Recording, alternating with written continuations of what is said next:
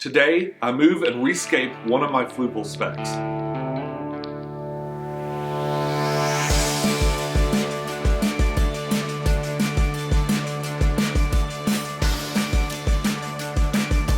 Hey YouTube, this is pecktec, and over on the other side of the office, I've got this Fluval Spec that's been sitting behind my desk for a long time. Well, it's impossible to maintain in here. It's just way too small. So what I wanted to do is move it over to my desk where I have kind of a lot of space and it would look nice. Now, of course, I did all this yesterday, but let's take a look at all the footage that I shot, and I'll kind of take you through it step by step and tell you exactly what I did. Then we'll come back to the end and look at the finished product. Now, here's the spec as it was. A lot of plants have just been thrown in there, the driftwood's been removed, other plants have grown real tall in the front, and it's just time to rescape. And I've also got this spot here right next to my computer. I've got a lot of leftover materials, which is great because you really don't need a lot of leftovers to make a full aquascape on these tiny little aquariums, and I'm excited to use this stuff. I've also got some regular aquascaping materials and my siphon and these new plants that I'm excited to try, Monte Carlo, and they're just kind of hanging out on the top of this tank until we get ready for them.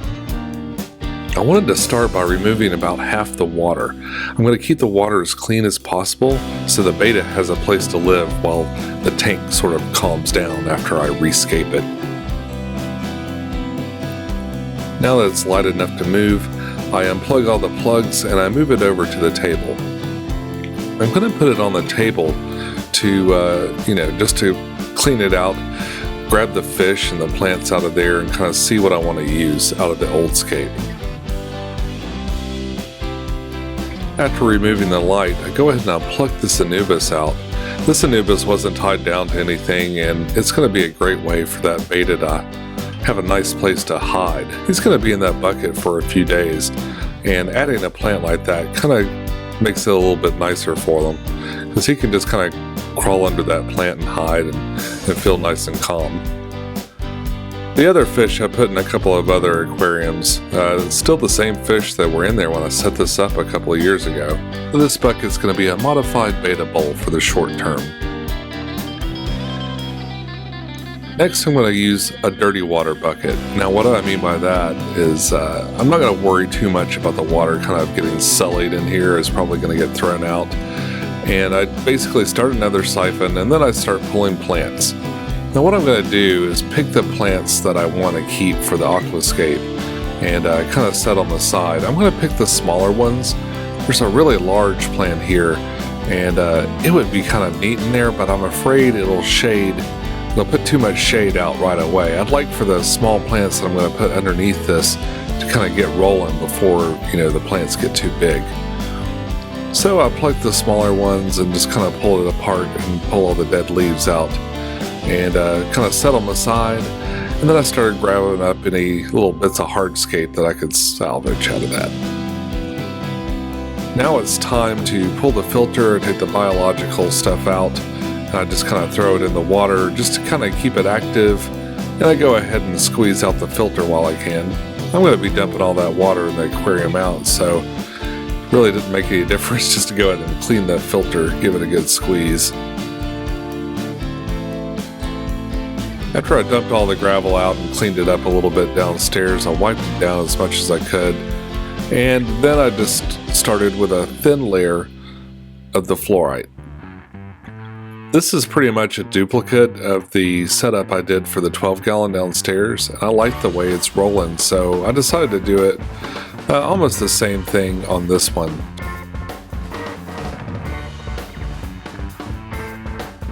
This thin layer of fluorite will slowly release nutrients to the plants.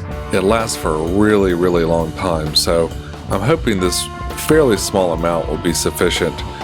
This, of course, won't be all that I use, but it's going to be sort of my starter, my very core of my plant food. It's also a good platform for arranging the hardscape, which I've decided to use the rocks. I was going to use that driftwood, but it's a little bit too big for this scape. And I had an idea for the rocks. What I did was I sort of made improvised planters. I arranged them in such a way that I could fill up some extra dirt in the back and give the plants like a lot of space to root. And just a little bit of extra fluorite in the back just to kind of raise it up. And the rocks will keep all the dirt from just kind of drifting down once there's water in the mix. Every time I add a little bit, I go through and I try to make sure it's nice and flat. I want to make it nice and even across the board, and that just makes it easier when I go to add the second layer.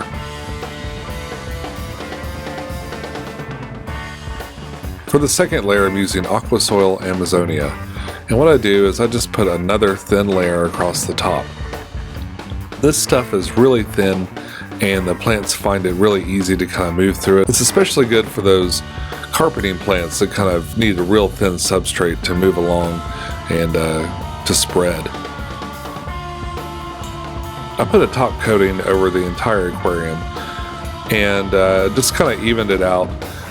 Made a little bit of a slope there, and I made sure that the back was nice and full.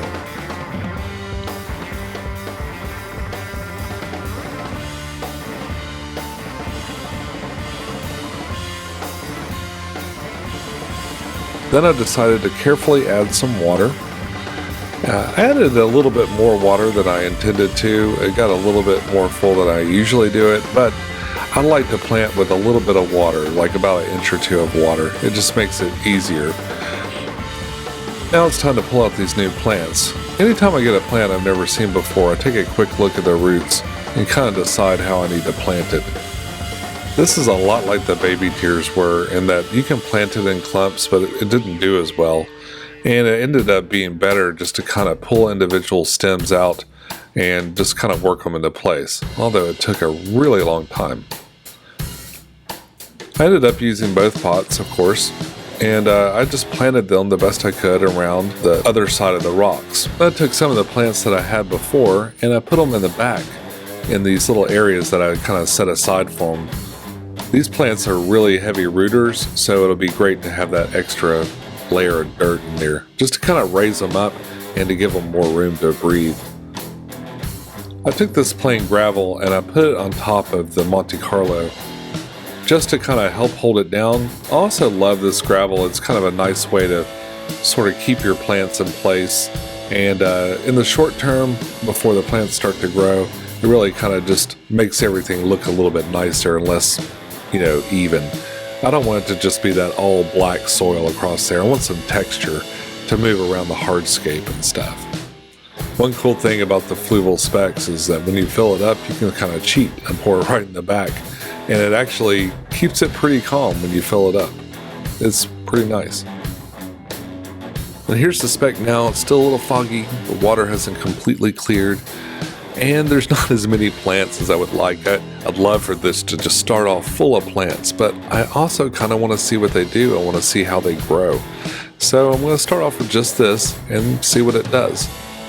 Anyway, it's a great addition to the office. I like it in this new position so much better. Okay folks, so that's all I have for you today. Be sure to tune in next week for another video. And until then, follow your bliss, keep a clean tank. I'll see you soon.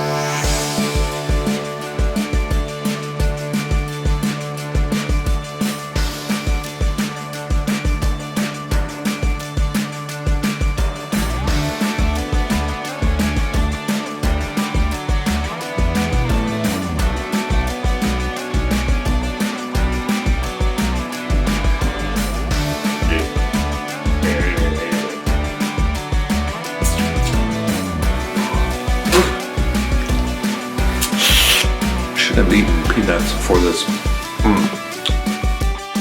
Today I moved and that's what I did. And I kind of did the whole thing step by step, and